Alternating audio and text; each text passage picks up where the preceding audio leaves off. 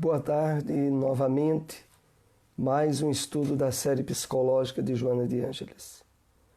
E lembramos aqueles que nos acompanham pela página do Facebook, é possível deixar perguntas, dúvidas, que nós procuraremos responder. Esse vídeo estará em nosso canal no YouTube posteriormente. Lá também é possível participar, deixando alguma pergunta, e nós procuraremos posteriormente responder. Hoje o tema que nós iremos abordar do livro Jesus e o Evangelho à luz da psicologia profunda é o capítulo 7, o jugo leve. E que, à luz da psicologia espírita, a psicologia de Joana de Ângeles, faz um aprofundamento daquele teor que se encontra no Evangelho segundo o Espiritismo, no capítulo 6, o Cristo Consolador. Então, esse capítulo aqui é um desdobramento do capítulo o Cristo Consolador, o capítulo 6 do Evangelho. E vamos prosseguir.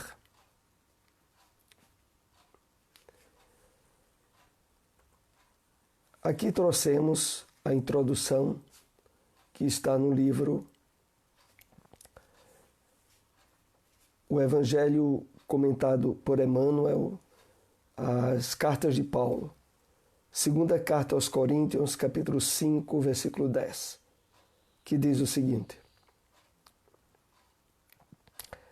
Não adianta guardar a certeza na sobrevivência da alma além da morte, sem o preparo terrestre na direção da vida espiritual. E nesse esforço de habilitação, não dispomos de outro guia mais sábio e mais amoroso que o Cristo. Vamos aqui fazer alguns comentários e, a partir desse texto, fazer a conexão com o nosso tema do estudo da série psicológica de Joana de Ângeles. Emmanuel aqui faz uma consideração bastante séria para a nossa reflexão. É que por mais provas, por maiores que sejam as evidências que tenhamos a respeito da reencarnação e da vida espiritual, da imortalidade da alma, se esse conhecimento não servir de alicerce para o estabelecimento desde a nossa encarnação, em termos preparatórios para a continuidade da vida, isso não adiantará de nada. Na verdade, é exatamente esse ponto que distingue profundamente a proposta espírita daquela que são pertinentes a doutrinas orientais, que respeitamos muito, mas que, por não fazer a devida associação entre convicções reencarnatórias e aprimoramento íntimo e vivência da caridade e do amor, não logra alcançar aquilo que é o objetivo proposto pelo Cristo para nós através da doutrina espírita.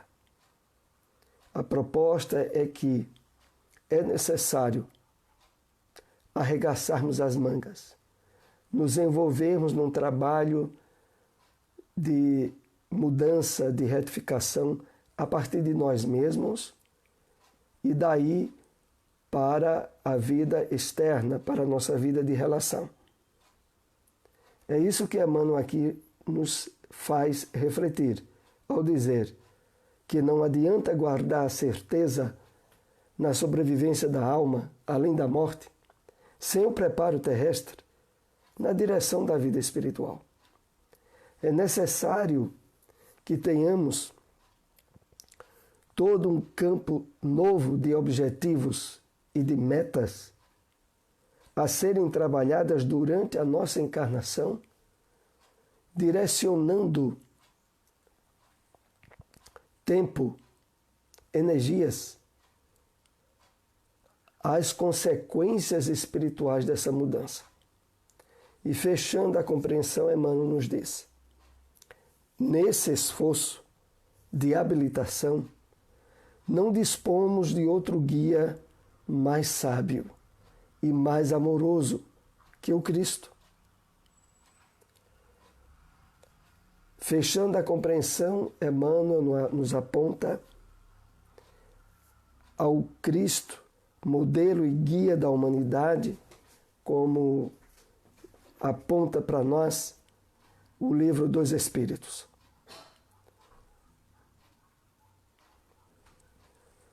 E coloca de tal modo a nos ensejar não só o aspecto de entendimento, mas de amorosidade, de afetividade. Porque esse foi o segundo ponto de máxima importância da revelação divina, quando primeiramente nos apresentou, na primeira revelação, a lei com Moisés. E depois veio nos apontar com Cristo a vivência do amor como sendo insubstituível elemento para nos habilitar à vivência da própria lei. Lei essa cujo alicerce é a lei do amor.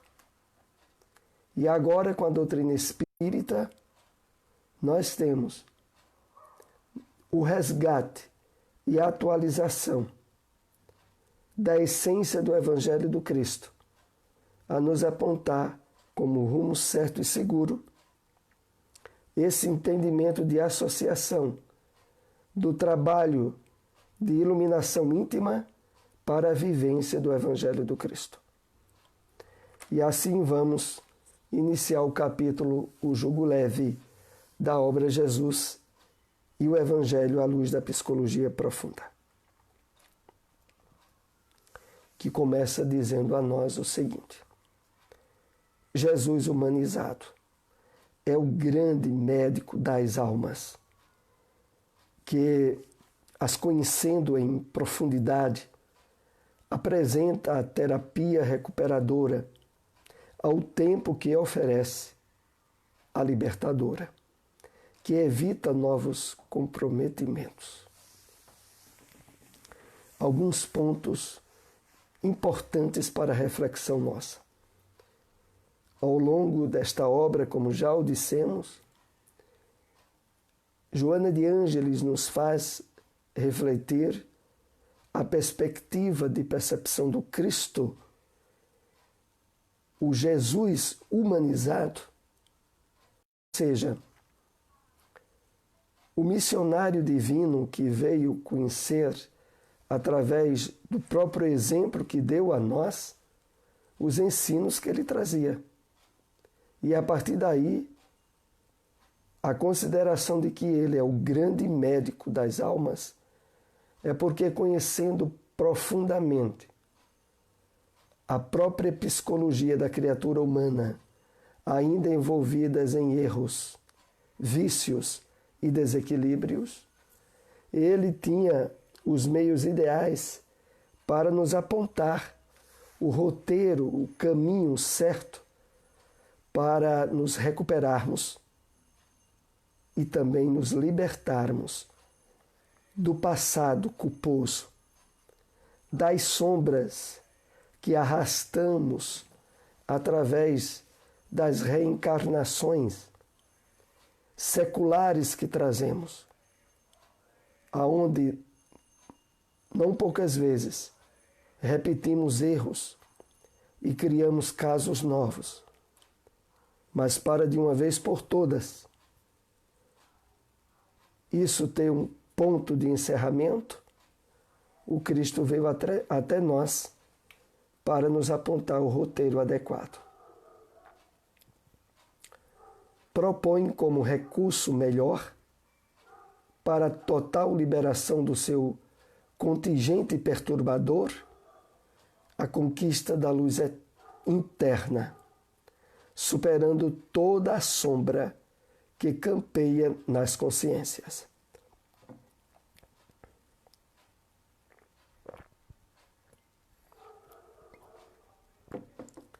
E aqui já começa a ver as conexões do texto de Joana de Ângeles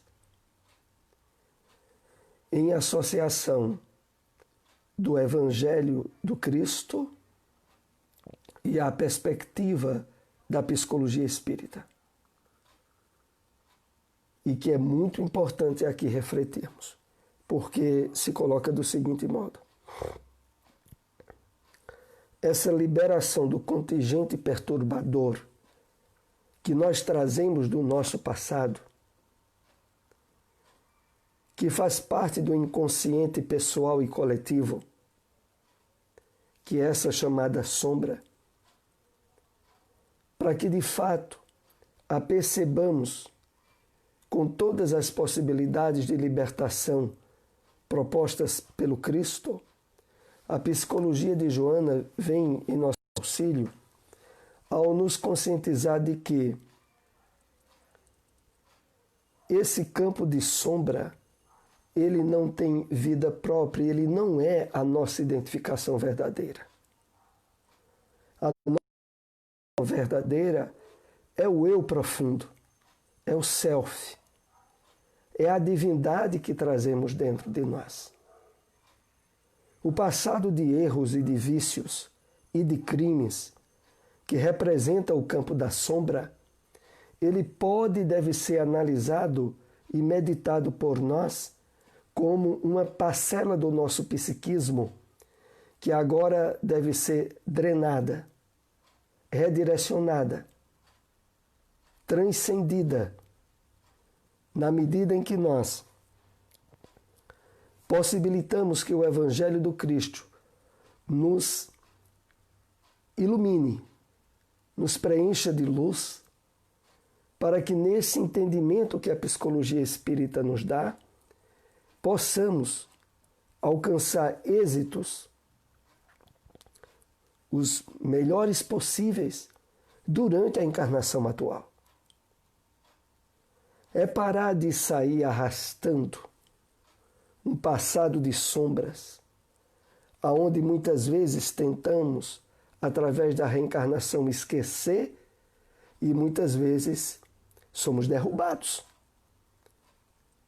Quando desse porão cheio de fantasmas do nosso passado emerge e nos causa transtornos ou atitudes impensadas, e quando olha, repetimos quedas que não deveríamos mais estar repetindo.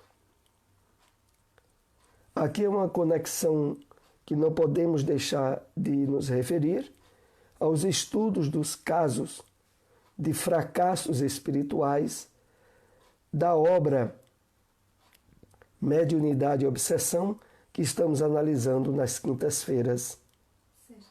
Aliás, às sextas-feiras, às 8h.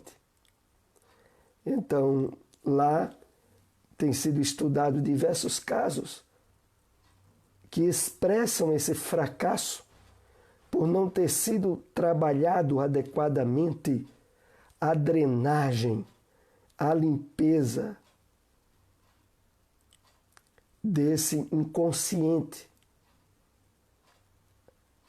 envolvido em sombras e que para a maioria das pessoas que não estão tendo a oportunidade de despertamento espiritual, deixam elas reféns de si mesmas, criando problemas, gerando situações que não precisariam mais gerar, causadoras de sofrimentos, de limitações que não precisariam mais ter, e de reincidências em erros por não ter sido feito esse trabalho adequado, cujos recursos, Joana de Ângeles sempre nos lembra, são aqueles recursos que estão na meditação, reflexiva, na oração e no trabalho do bem, que é a somatização do que nós já aprendemos no Evangelho do Cristo. Isso ressignifica nosso passado e evita de estarmos reincidindo em erros. Continuando. Essa claridade incomparável, capaz de anular todos os prejuízos e evitar novas projeções de sofrimento, é o cultivo do amor, sustentado pela oração, que se converte em canal de irrigação de energia que procede de Deus.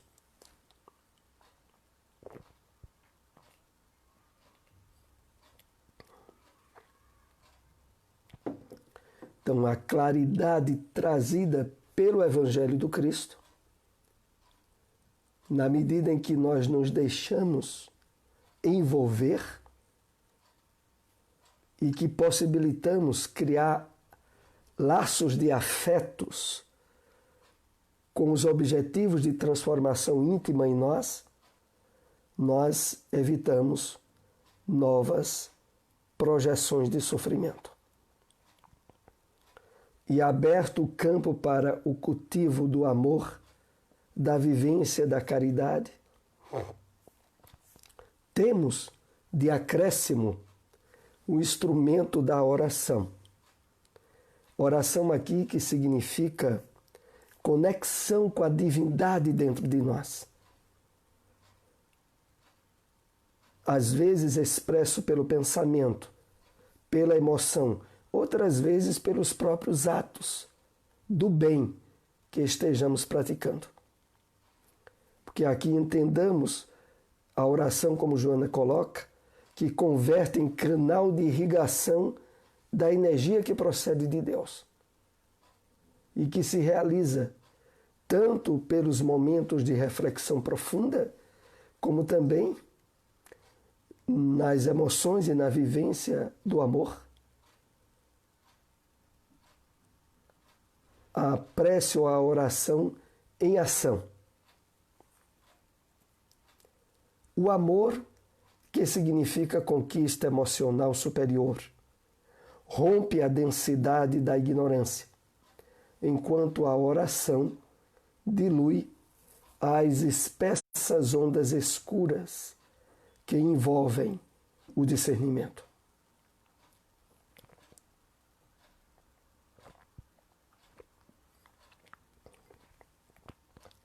Esse amor, que significa conquista emocional superior e que rompe a densidade da ignorância, ele se origina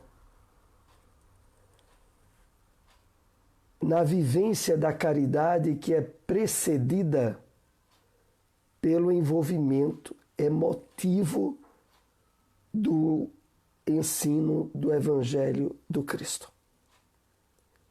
O passo primeiro que nós temos diante de nós é o conhecimento libertador que vem pelo intelecto. Mas depois, o envolvimento emotivo é imprescindível para que, quando passamos para a ação da caridade, não tenhamos mais receios de quedas causadas às vezes por mágoas, por insatisfações, por injustiças que também muitas vezes ocorrem na própria prática do bem, onde topamos com pessoas absolutamente ingratas e que não vão reconhecer de modo nenhum a nossa atitude estabelecida no amor que o Cristo nos trouxe. Mas isso não nos causará transtorno nenhum, porque antes de termos passado para a ação do bem, nós nos sensibilizamos com a palavra do Evangelho do Cristo. E aí se as nossas atitudes e ações do bem são ou não reconhecidas, têm ou não o efeito transformador para as pessoas a quem dirijamos a nossa ação, isso não dependerá de nós e não nos afetará quando os resultados não forem positivos. Ainda voltando ao texto, enquanto a oração dilui as espessas ondas escuras que envolvem o discernimento. Essas espessas ondas escuras, elas envolvem o discernimento, o entendimento da grande maioria das pessoas, envolvidas no magnetismo do mundo materialista. Essas pessoas que não têm a base de compreensão da imortalidade da alma que nós temos e da justiça perfeita de Deus, faz com que elas se envolvam nessas espessas ondas escuras provenientes das tragédias, dos desastres e das injustiças humanas, sem ter a percepção que o mecanismo das leis divinas nos dá pela espiritualidade. Essas pessoas, elas ficam perdidas nesse envolvimento.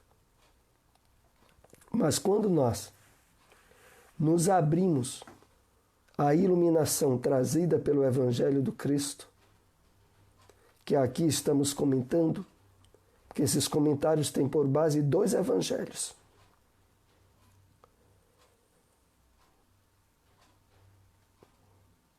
Aquele que faz parte dos 4 livros do Novo Testamento, Evangelho de Mateus, Marcos, Lucas e João, o Evangelho segundo o Espiritismo, que comenta os evangelhos do Novo Testamento, e a obra Jesus e o Evangelho à luz da psicologia profunda, que comenta o Evangelho segundo o Espiritismo. É natural que deduzamos estarmos aqui compartilhando um nível de possibilidade em termos de entendimento do Evangelho do Cristo possível ao atual momento evolutivo em que nos encontramos na Terra, à luz do Consolador prometido por Jesus. Continuando.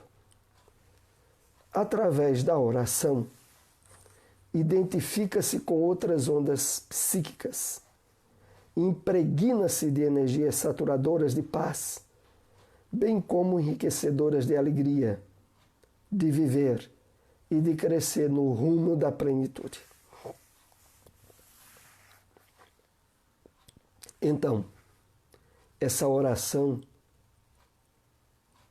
que quando temos o entendimento prévio de como as leis divinas atuam e de como a justiça e a misericórdia do Pai interagem em tudo, faculta para cada um de nós a possibilidade de, quando exercemos essa prece, essa oração, abrimos as possibilidades vibratórias de conexão com a espiritualidade elevada, com os benfeitores espirituais, com os prepostos das leis divinas. E evitamos, claro, nos envolver com os miasmas e as projeções magnéticas negativas que a maioria das pessoas compartilham umas com as outras quando não tem o discernimento espiritual da vida. Mas aqui a oração que nos é possibilitada, ela identifica-se com outras ondas psíquicas elevadas, impregna-se de energias saturadoras de paz, bem como enriquecedoras de alegria de viver e de crescer no rumo da plenitude. Ou seja, em síntese, quando estamos exercendo a oração da forma planificadora, como aqui é colocada, seja qual for a dificuldade ou a situação pela qual nós estivermos orando, de imediato nós nos abrimos a uma possibilidade de paz e de bem-estar íntimo, de confiança absoluta nas interferências misericordiosas das leis divinas, que por si só já nos dá de forma antecipada uma sensação de bem-estar e de plenitude. Prossigamos. Toda terapêutica proposta por Jesus é libertadora total e sem recuo. Ele não se detém à borda do problema, mas identifica-o, despertando o problematizado para que não reincida no erro. Nós estamos analisando aqui o capítulo 7 da obra Jesus e o Evangelho à luz da psicologia profunda. Separamos assim alguns trechos, alguns slides. O capítulo ele tem muito conteúdo do que esse que estamos tratando aqui. É um estudo em termos de síntese que não deve, de maneira nenhuma, servir de elemento a evitar a leitura completa da obra. Pelo contrário, esses estudos objetivam, sobretudo, a que você que nos acompanha deseje ler toda a obra e possa ter pelo menos um ponto de apoio facilitador ao aprofundamento que esse livro lhe causará. Então é nessa diretriz que nós temos realizado esses estudos. Voltando aqui ao texto. Toda terapêutica proposta por Jesus é libertadora total e sem recuo. Como é isso?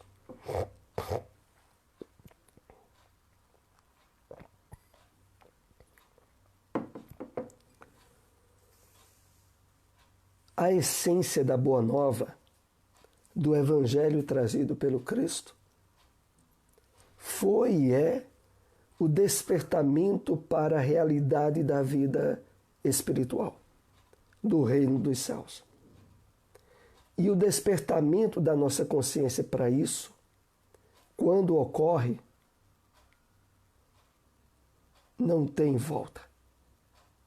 Quando nós passarmos a perceber as sensações de bem-estar e de plenitude em estarmos em conexão com os objetivos elevados do Evangelho e da realização que estejamos alcançando durante a nossa encarnação, não tem volta.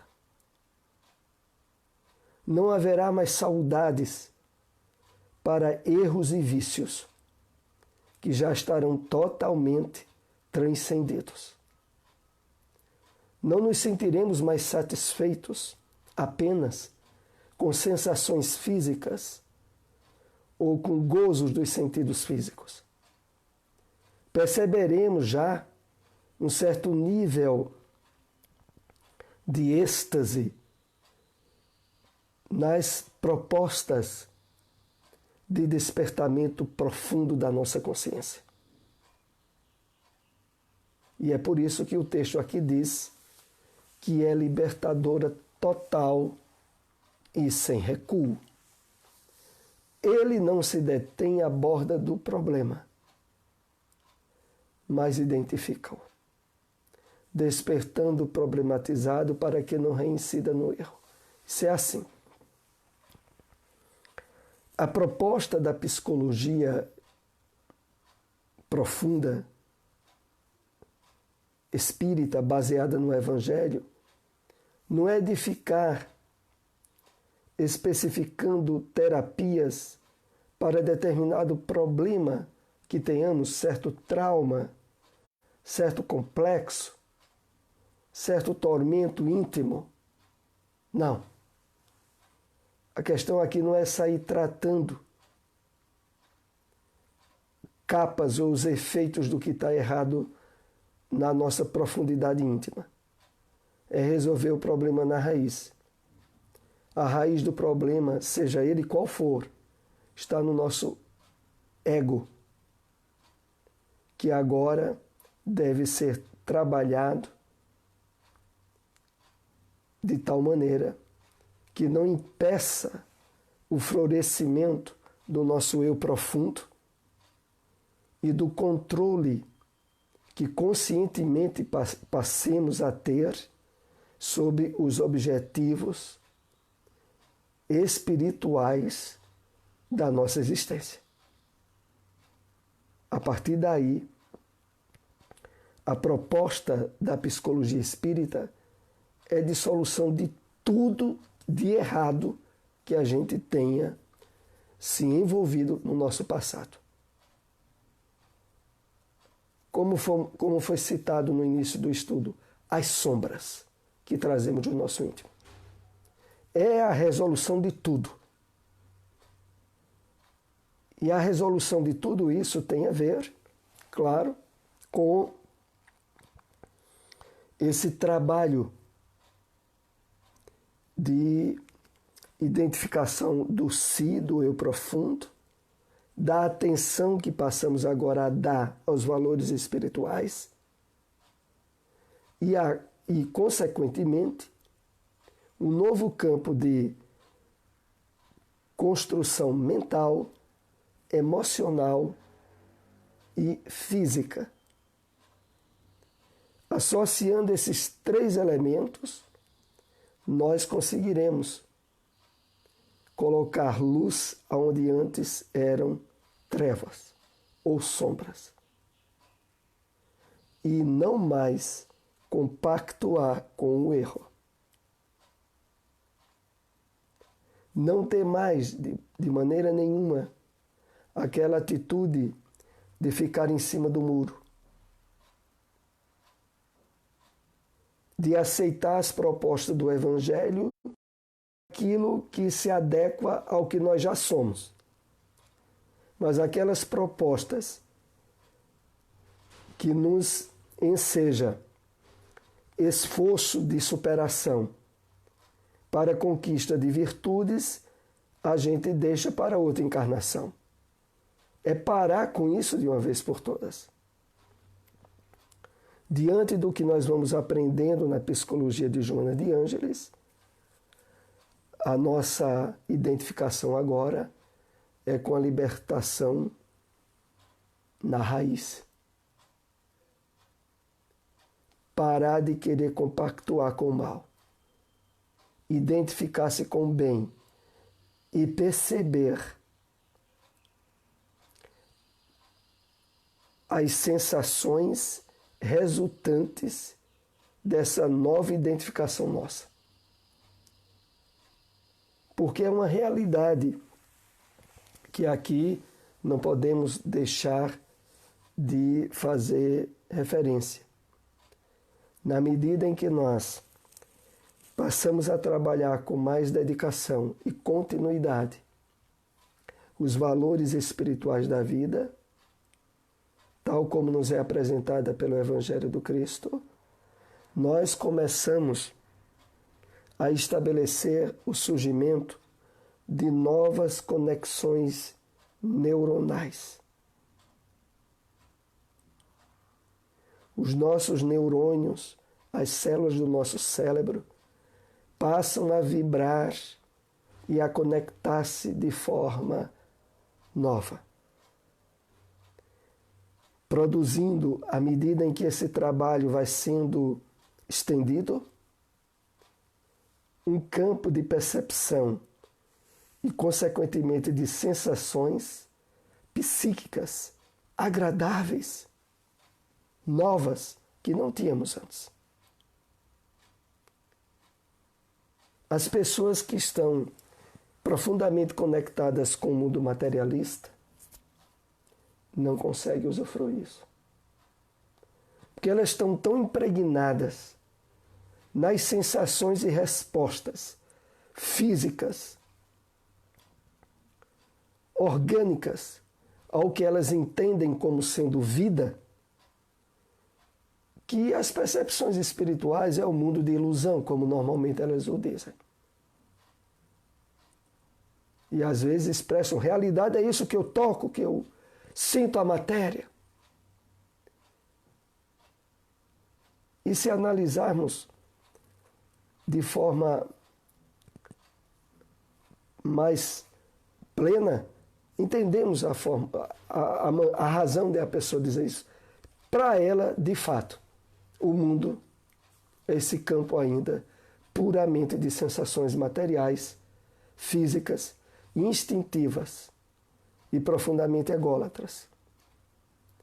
Mas agora nós somos convidados, primeiro a partir da nossa aproximação com a doutrina espírita e posteriormente, como agora estamos tendo, maior aprofundamento através do estudo da série psicológica de Joana de Ângeles,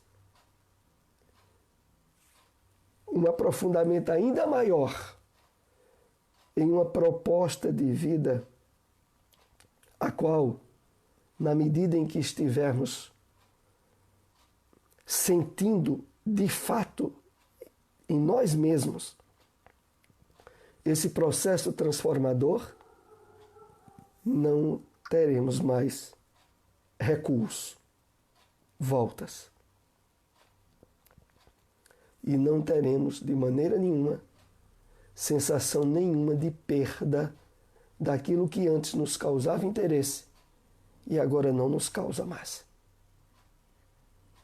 Nós não seremos vítimas, me lembrei agora, daquela história do Antigo Testamento, da esposa de Ló. Ló, quando ia saindo com a família de Sodoma e Gomorra, por ter sido avisado que as cidades seriam destruídas, ele ia com a família toda sendo salva, mas no meio do caminho a esposa olhou para trás. E, na forma simbólica bíblica, ela transformou-se numa estátua de sal. Ela tinha olhado para trás porque ela lembrou-se de interesses e de perdas materiais que ela estava tendo.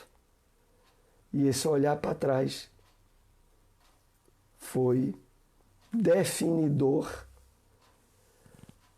da frustração e da perda daquela libertação que a sua família estava tendo. Mas prossigamos.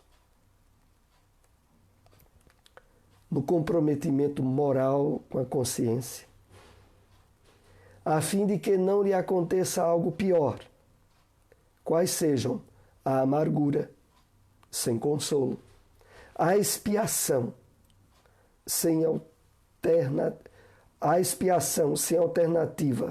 o impositivo do resgate compulsório. Então, esse texto é uma sequência do anterior, onde nos dizia que toda terapêutica proposta por Jesus é libertadora, total e sem recuo. Ele não se detém à borda do problema, mas identifica-o, despertando o problematizado para que não reincida no erro. No comprometimento moral com a consciência, a fim de que não lhe aconteça algo pior. Então, o objetivo todo a que nós somos convidados é para deixarmos de uma vez por todas de sermos vítimas de nós mesmos. Porque nós somos o maior inimigo íntimo de nós mesmos.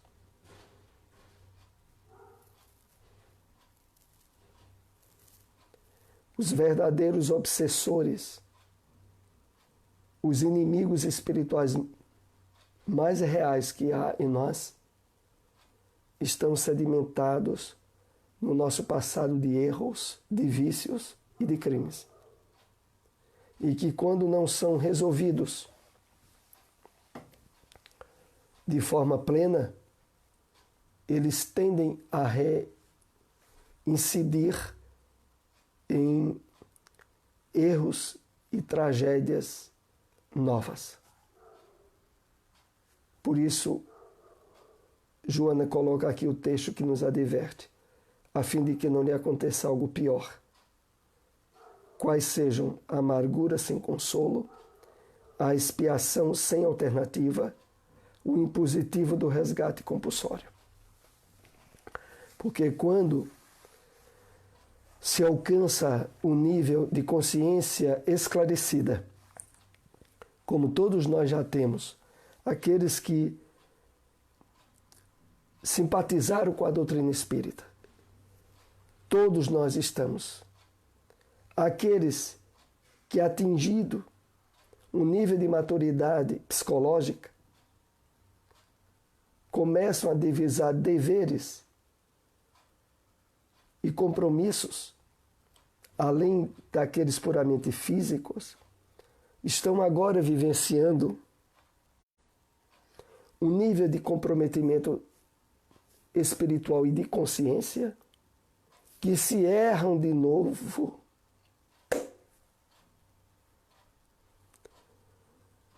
entram para o campo da expiação sem alternativa e do impositivo do resgate compulsório.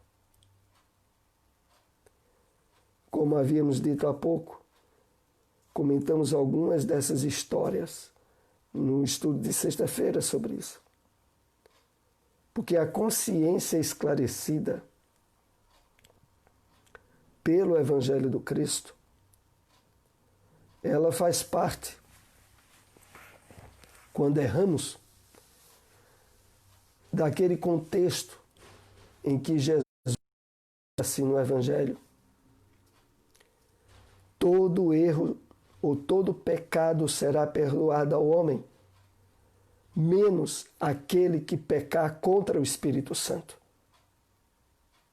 Passado Consolador, Emmanuel comenta dizendo a nós que esse pecado imperdoável contra o Espírito Santo é proveniente das atitudes ou ações que nós tenhamos contra nós mesmos, quando a nossa consciência já estava esclarecida a respeito. Esse pecado que não é perdoado é aquele que significa uma reencarnação com certas necessidades expiatórias que o próprio Espírito impõe a ele mesmo como única alternativa para não estar mais reincidindo em erros.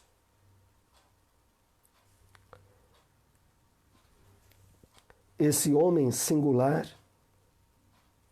Jesus, homem aqui maiúsculo, sempre foi peremptório na proposta da decisão de cada um, respeitando o livre-arbítrio, o direito de escolha, que é inalienável, definindo os rumos da felicidade terrena, que prosseguem no reino dos céus. Então, esse homem singular que sempre foi peremptório aqui é sinônimo de eficaz, seguro, na proposta da decisão de cada um, respeitando o livre-arbítrio, o direito de escolha, que é inalienável. A referência desse texto é porque, quer estejamos encarnados, quer estejamos desencarnados, o convite de iluminação íntima, de renovação profunda do nosso espírito, sempre nos é feito. E com entraves e dificuldades peculiares ao estado em que o espírito se encontra. E nunca vai ser imposto. Sempre vai ser alvo da decisão e da escolha pessoal nossa. É por isso que o Evangelho, a Bíblia, fazendo uma referência a isso, diz assim: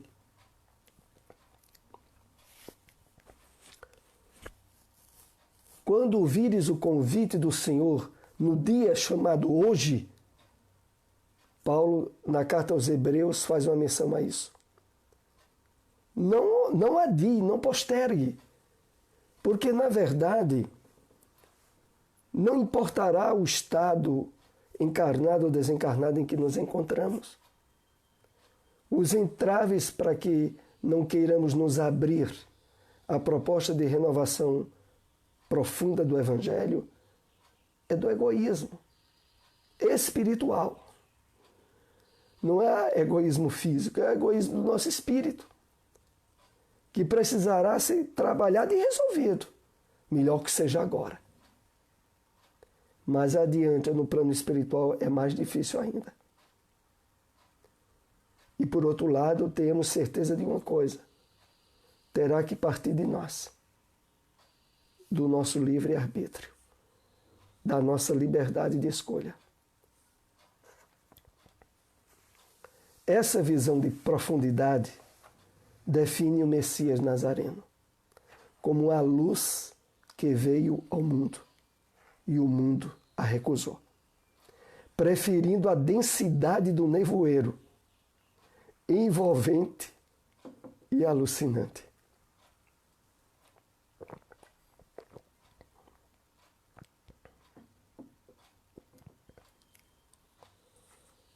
Vejam que situação. A pessoa está na escuridão. Jesus é a luz que veio ao mundo, mas ela não quer essa luz. E ela não quer essa luz fazendo uma referência tanto ao que houve na época do Cristo, como o que pode estar acontecendo agora conosco. A gente não quer essa luz, muitas vezes porque nós ainda nos comprazemos com certos aspectos da sombra ou da treva. Nós ainda queremos ter atitudes e ações que não sejam vistas por todos. Estados de desequilíbrios íntimos que sabemos não serem mais certos compactuarmos, mas não queremos deixar de vez. E aí recusamos a presença da luz, preferindo a densidade do nevoeiro, envolvente e alucinante. Mas aqui uma coisa precisa ficar absolutamente certa. Jamais as leis divinas vão nos impor o caminho do bem, da iluminação íntima. Nós teremos que ter essa decisão e terá que ser nossa.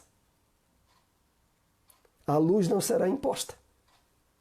É preciso que nós queiramos que a luz penetre em nós e nos ilumine de uma vez por todas.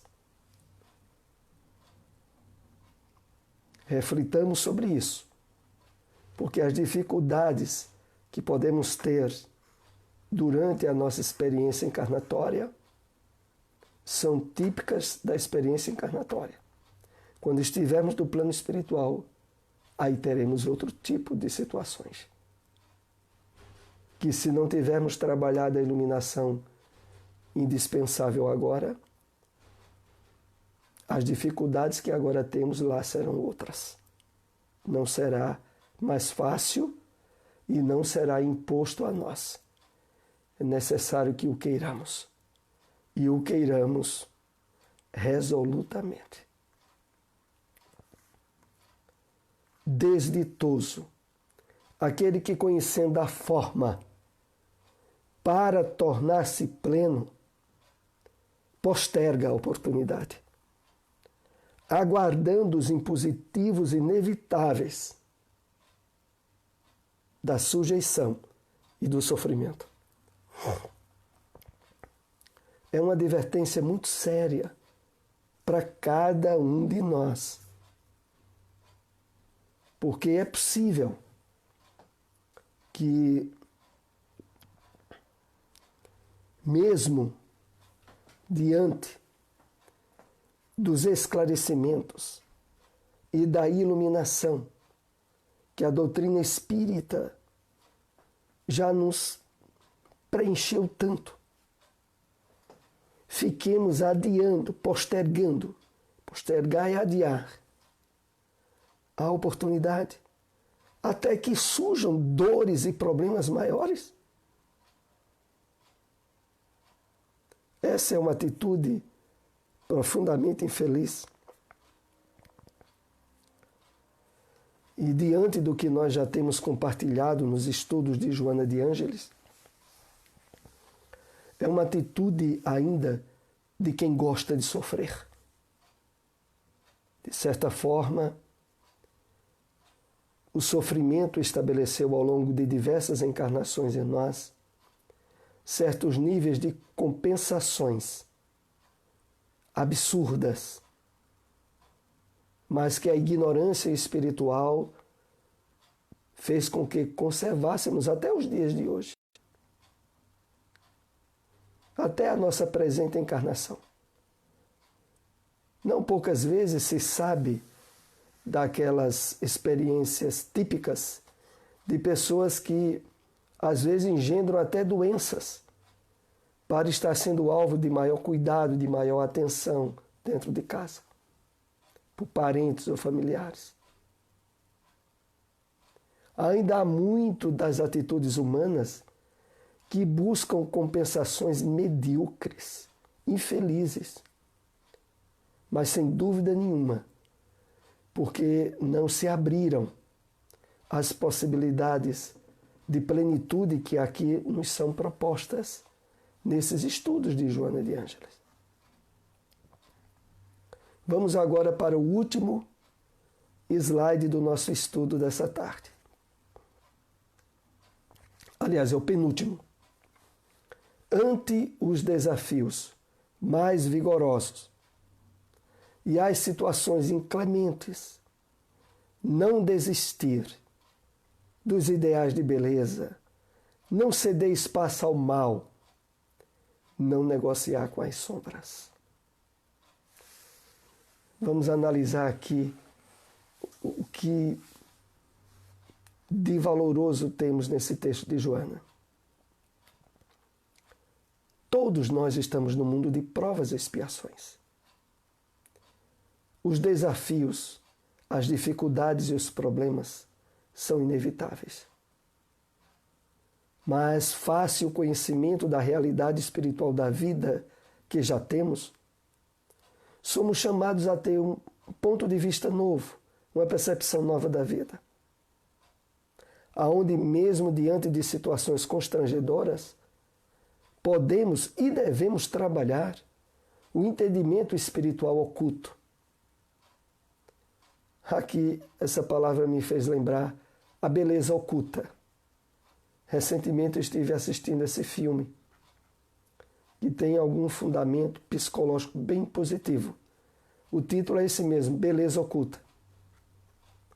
E que, na verdade,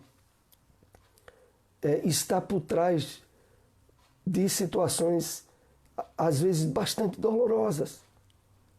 Mas se já usufruímos do conhecimento da realidade espiritual da vida, somos chamados a trabalhar essa beleza. Não ceder espaço ao mal, mesmo quando sejamos alvo de ingratidões, de desafetos, de críticas, de atitudes provenientes normalmente de pessoas que ainda não tiveram o despertamento espiritual indispensável que podemos já tê-lo tido. Não negociar com as sombras. Entendamos aqui outra vez as sombras com o passado de vícios e de erros. Não permitir mais aberturas para um campo que já nos trouxe como resultado muito sofrimento no plano espiritual e que podemos estar agora por segunda vez reincidindo em erros que havíamos nos comprometido definitivamente não mais repetir. Vamos agora para o último slide. Permanecendo-se verdadeiro, luminoso, de consciência reta, decidido. Eis a sua proposta, a proposta do Cristo, conforme ele próprio a viveu. Então, permanecer-se verdadeiro,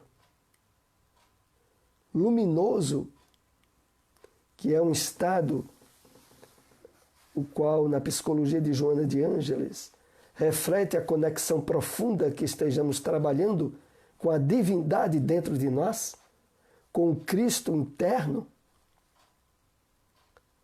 de consciência reta, como sendo o prêmio de valor incomensurável que é poder deitar e acordar com a consciência tranquila, de dever cumprido. Eis a sua proposta, tal como ele próprio a viveu. O exemplo de vida que somos chamados a refletir, trazido a nós pelo Cristo, à luz da psicologia profunda, é o exemplo ao qual temos, reiteradas vezes, o convite para o esforço máximo de aprendizagem e de vivência. E desse modo, estamos chegando aí ao término de nosso estudo. Lembro outra vez, posteriormente teremos o vídeo desse estudo no nosso canal do YouTube. Alguma dúvida ou pergunta que possa ser deixada, estaremos respondendo posteriormente. Até o próximo estudo. Muita paz para todos.